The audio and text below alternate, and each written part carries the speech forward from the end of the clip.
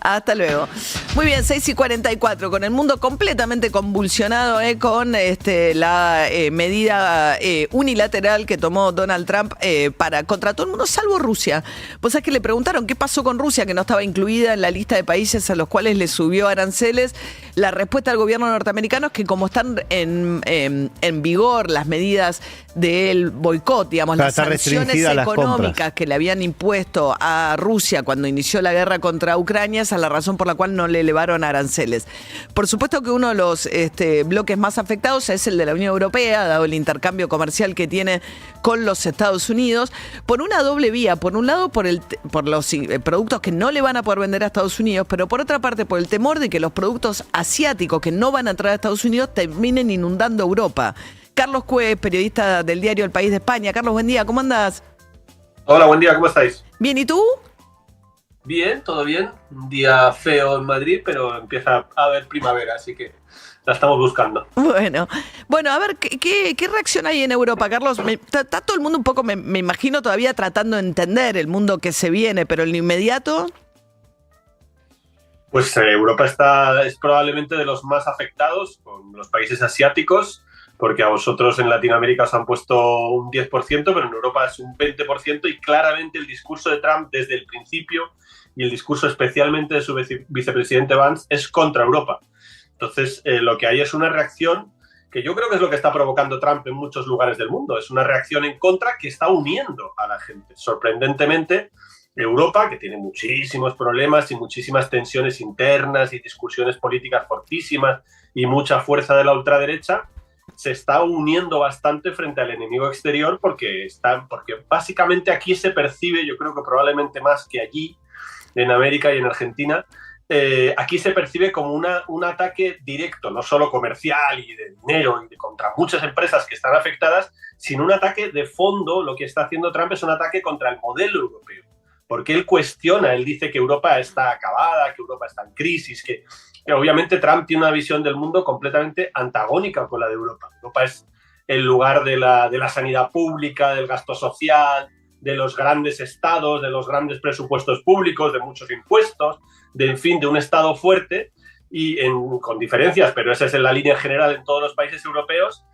Y Trump es exactamente lo contrario y está discutiendo, o sea, nosotros creo que en Europa se vive mucho como un choque de modelos, de verdad, de formas de entender el mundo y de formas de entender la desigualdad social, las relaciones, en fin, sobre todo el Estado y lo público. Claro.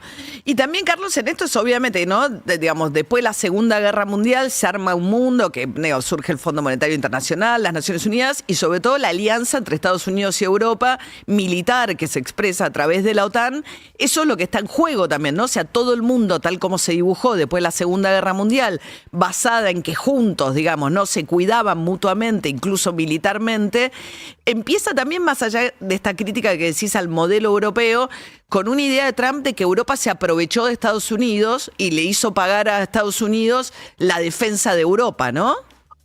Claro, no, esto es fundamental, porque efectivamente el modelo de los últimos 80 años de los dos grandes polos, ahora todo está cambiando, pero los últimos 80 años de los dos grandes polos económicos del planeta eran Estados Unidos y Europa, hasta que Asia ahora ha explotado, pero fundamentalmente eran las dos grandes zonas más ricas del mundo, con Latinoamérica, digamos, cercana siempre a Estados Unidos, pero Europa siempre ha vivido bajo el paraguas militar de Estados Unidos, pero con una simbiosis y una relación económica fortísima que le ha ido muy bien a los dos. Hoy hay un artículo en el New York Times de Friedman que cuenta eso. Dice, oiga, aquí hubo un pacto. Evidentemente, la Segunda Guerra Mundial fue muy importante, la entrada de Estados Unidos en esa guerra, y después de esa Segunda Guerra Mundial hubo un gran acuerdo entre los europeos que tenían que reconstruirse, necesitaban el dinero de Estados Unidos, el Plan Marshall, para la reconstrucción, y los estadounidenses que entendieron, oiga, vamos a entendernos entre todos para que esto no vuelva a pasar y para beneficiarnos económicamente. Y lo que dice Friedman en el artículo, y son datos objetivos, es que nos ha ido muy bien a todos. O sea, le ha ido muy bien a Estados Unidos en los últimos 80 años y le ha ido muy bien a Europa en los últimos 80 años, con montones de problemas y detalles de mucho, pero visto en perspectiva histórica, le ha ido muy bien al mundo estos 80 años ese gran acuerdo entre Estados Unidos y Europa, que es lo que él cuestiona. Él dice ahora, bueno, si tenéis un problema con Rusia, yo no os voy a proteger más, apañaos solos, motivo por el cual todos los gobiernos europeos, el español también, ahora están angustiadísimos porque tienen que aumentar mucho el dinero de gasto en defensa, que eso obviamente va a presionar para que otros gastos no se pueda gastar en otras cosas, y está presionando diciendo, bueno, yo os dejo solos y a partir de ahora somos enemigos, somos rivales. Hemos sido aliados durante 80 años y ahora somos rivales. Os pongo unas tarifas del 20%, no os considero amigos. De hecho, vino aquí fue súper simbólico cuando vino J.D. Vance, el vicepresidente. Hizo un discurso brutal que la gente se quedó alucinada porque nunca nadie había escuchado a un líder de Estados Unidos hablar en esos términos. Además, la historia es importante y los europeos nos importa mucho la historia, como a los latinoamericanos, pero la historia es importante. Además, lo hizo en Múnich, que es un lugar históricamente muy relevante porque es el corazón del nazismo, ¿no? Es donde pasaron muchísimas cosas, donde hubo el gran pacto de Múnich que dio alas a Hitler, porque fue el gran pacto de intentar que no, en fin, no entrar en guerra con Hitler, Inglaterra, y a partir de ahí Hitler creció muchísimo más. En Múnich vino el vicepresidente Vance a decir, bueno, los europeos sois un desastre, sois un fracaso, y lo que os pasa es que sois unos antidemocráticos porque no dejáis entrar a la ultraderecha que está creciendo en todo el mundo. Se refería sobre todo al caso de Rumanía y demás, pero quiero decir, aquí hay una batalla ideológica fortísima. O sea, además de la batalla comercial, y estamos hablando de dinero, y estamos hablando de empresas, de fondo hay una batalla de modelos políticos y de la historia del planeta de los últimos 80 años que Trump quiere cambiarla entera, y en Europa se está viviendo como una gran agresión, pero también se están buscando alianzas con otros países del mundo. Porque lo que hace esto es que, por ejemplo, Sánchez, por ponerte el ejemplo de Sánchez, pero hay muchos primeros ministros que lo hacen, están hablando todo. Sánchez ayer insistió muchísimo en Mercosur, cosa que interesa a Argentina, ¿no? ¿Por qué? Porque lo que está haciendo muchísima gente ahora es Estados Unidos se va, Estados Unidos está rompiendo, ahí hay un dibujo en el Economist como recortando el mapa de Estados Unidos y alejándose de todo. Estados Unidos se va, busquémonos alternativas. Claro. Una de las alternativas naturales para España, para Italia, para Francia, es el Mercosur, que hay que rematar este acuerdo. Una alternativa natural, Argentina, Brasil. Otra alternativa, yo sabes que viajo con Sánchez normalmente en los viajes del presidente del gobierno. El lunes por la noche nos vamos a China y Vietnam. Claro. ¿Por qué? Porque estamos buscando, evidentemente no es que China sea el paradigma de la libertad y de la democracia, que evidentemente no lo es, pero desde el punto de vista comercial, si Estados Unidos te rompe y te pone así, pues vas a buscar alternativas. Vietnam, claro. India, China, Mercosur, unirse más hay un acuerdo ahora con México de la Unión Europea más fuerte, se está buscando otros con otros países, en fin, todo el mundo está buscando alternativas, y Europa, que es un grandísimo polo comercial de producción de un montón de cosas, está intentando buscar alternativas. Si no se lo vendemos a Estados Unidos, pues, claro. Pues habrá que venderlo a donde sea. Carlos Cuesta, estamos charlando con él, es uno de los más destacados periodistas del diario El País, sigue la agenda, como decía, con Pedro Sánchez, el jefe del gobierno español. Carlos, en lo inmediato, ¿no? Esto es súper interesante porque es una reconfiguración del mundo de la que estamos hablando, con un sacudón fenomenal. En lo inmediato, ¿cuáles son las empresas más afectadas en Europa? O sea, porque leía justo el titular ahora del diario El País, que habla no solo del miedo, yo claro, no lo había pensado, a no entrar a Estados Unidos, sino que, bueno, Asia es el gran productor de ropa, ¿no? Por ejemplo, las marcas deportivas se han derrumbado las acciones ayer porque la mayoría producen en Asia. Lo inmediato, ¿qué es lo que más está cayendo en Europa? Claro, vamos, lo más grave de momento son sobre todo el automóvil, ¿no?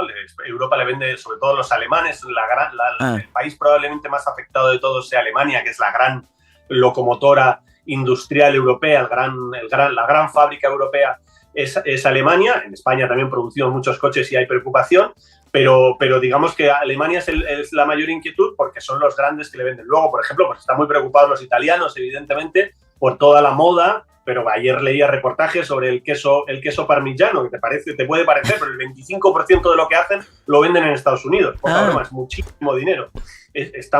Son cosas muy, muy relevantes que afectan a decenas de miles de empleos. Pero otra de las preocupaciones que contamos ahora en El País, indirecta, es, claro, uno de los donde más aranceles se está metiendo es en Asia. Bueno, pues mucha de la producción asiática, que a lo mejor no se va a vender en Estados Unidos porque tienen que subir tanto el precio, que no la van a vender, pues a lo mejor la intentan, como todo el mundo está buscando alternativas, la intentan vender en Europa, y a lo mejor en Europa entra mucho más producto asiático barato y eso complica, porque Europa es abierta. Europa es una zona de libre comercio. La esencia de la Unión Europea es una apertura comercial, es grandes acuerdos comerciales. Esto no es obviamente hay límites como en todas partes. Sobre todo el sector alimentos, ¿no? Y agrícola, que es donde más proteccionista Europa.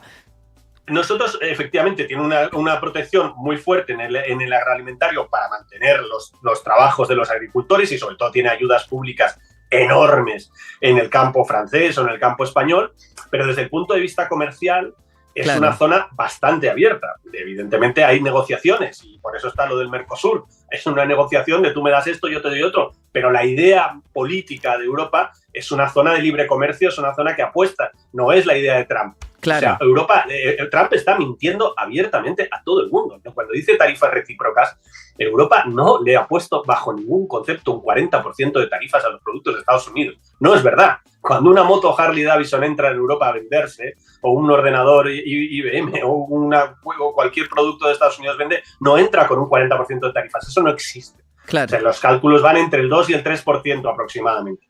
Eso es lo que los análisis que se están haciendo. Es una mentira, sabéis que el cálculo que ha hecho Trump es una ridiculez. Desde el punto de vista de cualquier economista, es una ridiculez. Divide importaciones por el tamaño del déficit comercial y eso le da un arancel a él, que es el que establece de cada país. Pero eso no es un arancel, señores, eso es un reparto comercial que hace que, por ejemplo, con Europa lo puedes discutir, pero se ve muy claro con los países pobres.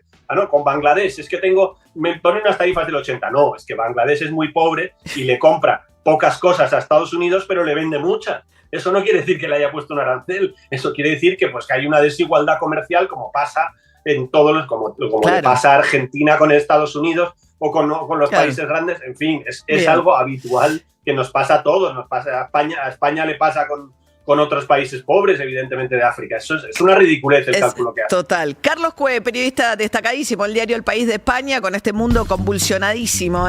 Gracias, Carlos. Beso grande. Bueno, un beso. Suerte. Hasta luego. Con Día llegás a productos de gran calidad.